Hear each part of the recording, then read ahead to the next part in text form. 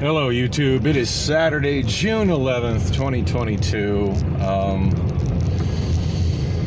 I'm not even sure why I'm recording right now other than I'm just trying to get thoughts out of my head, and they're so confused and frustrated and jumbled that this is probably not going to make any sense, and it's mostly just going to be me bitching about the so-called girlfriend. So if you're not into that, you probably just want to click off this video right now, and or just mute me and enjoy the drive through Phoenix, which is going to be, it's a night, so you ain't gonna see much, and I'm not really driving anywhere particularly interesting. So why are you still watching? That's a good question. Yeah, so as you probably noticed by now, I did upload a video, which I even titled it that two chapters are missing. Oh yes, there are actually four videos, but two numbers of vlogs. One exists as a point, as also a point 1 and a point 2. Hell, there might even be a point 3. Nah, I think it's just 3 parts, if memory serves. And those videos are from Wednesday evening and then Thursday morning.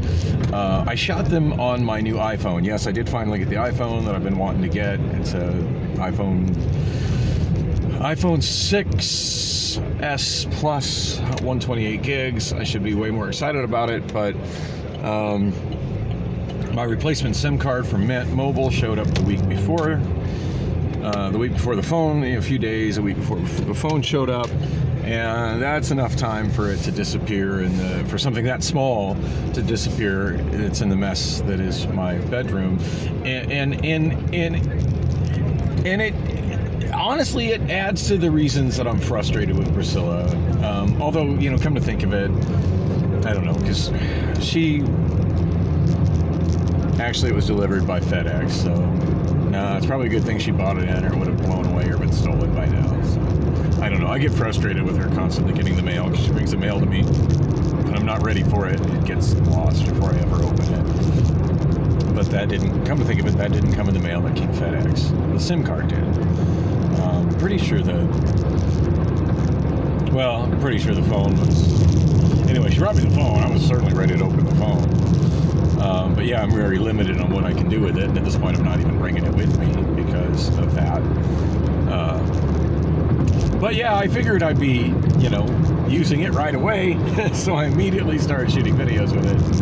Now those videos are kind of, for the moment, lost to time. So I've decided to just kind of push ahead without it, and I'll upload those when I manage to get that phone. Managed to locate my SIM card and get that phone usable, or otherwise figure out a way to get those videos moved. But right now I can't even get that iPhone logged into any of my Google stuff, which is kind of disappointing. I sort of thought that, and I guess I should have known better, but I sort of thought that when I did a full restore from the iCloud, that it would basically be a full restore, and it would be just like my phone was before. And by like my phone was before, I mean all the apps that I'm already logged into that are just automatically logged in when I put my thumb on the thumbprint reader home button, and they just open. I expected that. I was expecting that that's how it'd be, and it's not. I'm logged out of absolutely everything. So anything that I don't know my password to, I can't, even though I'm able to get I've got the phone on my Wi-Fi at home. That's not a problem. The iPhone, I mean. I'm shooting with Obama Phone 3 still, obviously. So yeah, the phone, it's on my network, and I mean I can use it, but yeah, I've got all the apps and stuff that of course made it usable, or that I use it for. God knows I don't call anybody, and nobody ever calls me, so the function of a phone is pretty nominal. Now I did sometimes get some text messages on that number, but that's not going to work without my SIM card. But anyway, yeah, all the apps and stuff, like I'm logged out of them, and the bulk of them I don't know my passwords for, so I need to do password recovery. And of course, password recovery is through my phone number, which I can't access without finding the SIM card. So yeah, I got a fancy piece of hardware I've been waiting for it. I can't do anything with. So I'm still functioning with this piece of shit Obama phone, which is considerably less of a piece of shit than the previous two Obama phones were. So anyway. So, so it's almost midnight, Saturday night, and I'm, I just had my limit to how long I could handle being around Priscilla. You know, she tells me that she wants me to tell her how I'm feeling. But then when I do, she doesn't accept it. So at this point, why do I bother? That's my rhetorical question right now. She's like, well, I want you to be around me, and I want you to do this with me and that with me, and I want you to help me with this and do these things. And I'm just like, I'd like to fuck. I'd like us to still be having sex. Because if you're not doing that with me, all the other stuff is just a no-go for me. She's like, well, what are you going to do for the sex? I'm like, it's not even about what I'm going to do for the sex. It's about that I'm not going to do anything if there's not sex. And I can't seem to get that through her head. And I told her point blank, look, as long as you're here in my home, you're basically showing me just your presence is a tease to me. Just your mere presence. It's like having a chair in your home that you can't sit on. You have a bed, but you can't sleep on it. You have to sleep on the floor. That's where I'm at. I told her, look, like, just your, I just wanted to lay down next to you and cuddle and hold you. Yeah, well, I'm tired of being teased. And I told her point blank, that's teasing. Anyway, I couldn't. She said, well, that's how you see it. I'm the only other one in the room. How anybody else sees it is irrelevant. That's how I see it.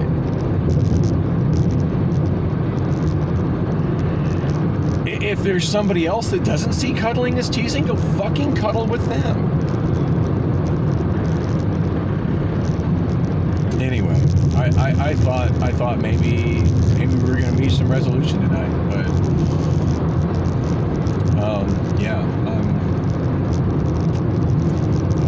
I'm done. I'm done. I don't want to see her. I don't want to talk to her.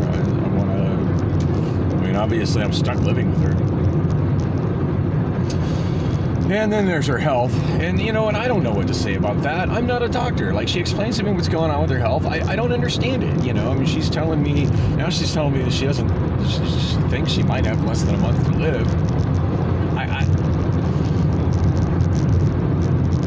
I'm thinking it's hyperbole. I'm thinking it's exaggeration. If she's telling the truth, that's tragic and it's terrible. And how do I feel? Relieved that she's finally going to be out of my living room? I know that's hateful and calloused, but that's honest to God how I feel at this point. I'm looking forward to walking across the apartment not contributing to me being sexually frustrated. I'm looking forward to her mess being gone. And then me finally having a chance to actually clean up my apartment and bring other women over. Or maybe, just maybe, find another roommate that is either a friends with benefits type roommate situation. God, that would be awesome, since there's no benefits with Priscilla anymore. Or perhaps a roommate that's another single guy. and God knows my place could be a hell of a great bachelor pad.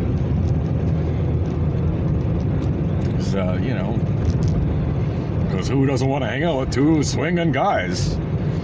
Anyway, I know that was a horrible imitation and a culture reference that's so lost to time nobody remembers it. But anyway, she. I mean, it's been a long time since I've been in that living situation, but there were times when I was, granted I was much younger, and that changes the dynamic, but time where because I'm not the most outgoing person with women. I wouldn't say I have zero game, but it's close.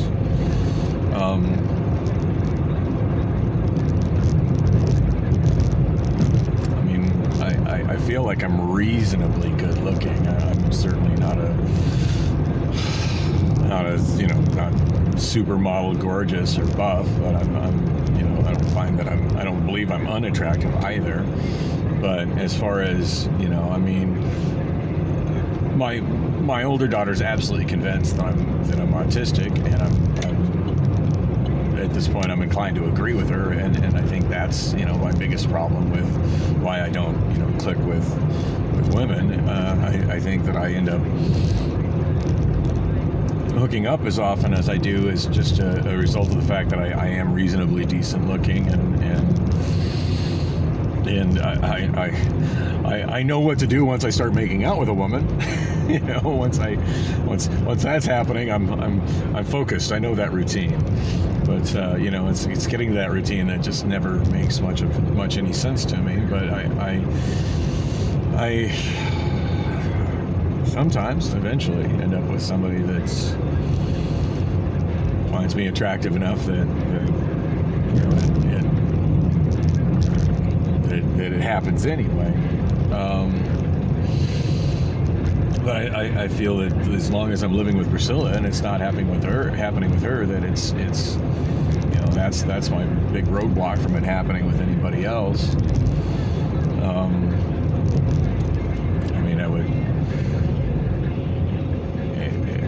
It's pretty tragic if it would take her dying to get her out of my apartment.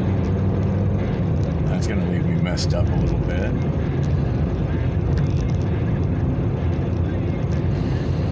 No, when she told me that, she's like, well, what would you, so, I think she's like, I think this is happening, and she goes, what, so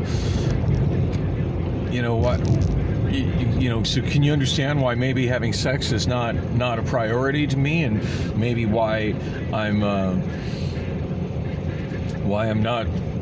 not focused on wanting to have sex with you? And I'm like,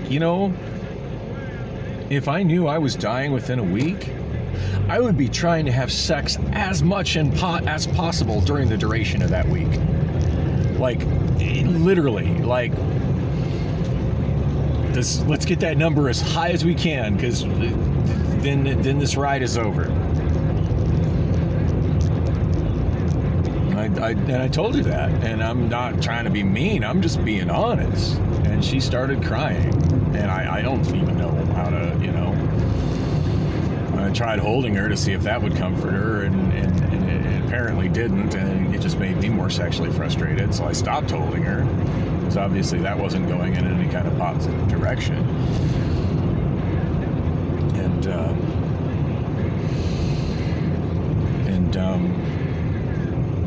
Yeah, I don't know. She's saying that she thinks her kidneys are failing.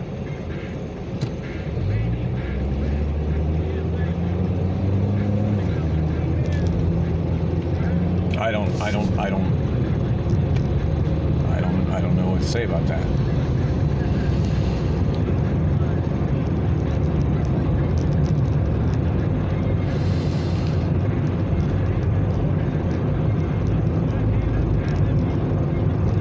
Her steadfast refusal to have sex with me is just doing such a number on my mental health. I can't. It doesn't free up enough in my mind to be able to cope with anything else and be supportive or helpful to her or most anybody else for that matter.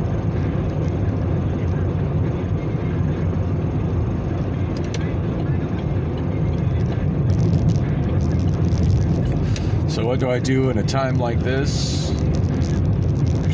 I go to the fucking gay bar and sing karaoke and drink cheap rum. And it's probably not a place where I'm going to meet another woman, but I don't know that I'm really looking to meet another woman right now. I'm just looking to take the edge off. At least when I go into a gay bar, guys flirt with me. And it does a little something to my ego. It boosts my ego a little bit, and it makes me feel like I at least have some, like I'm at least desired by somebody, even if it's not somebody I want to be desired by.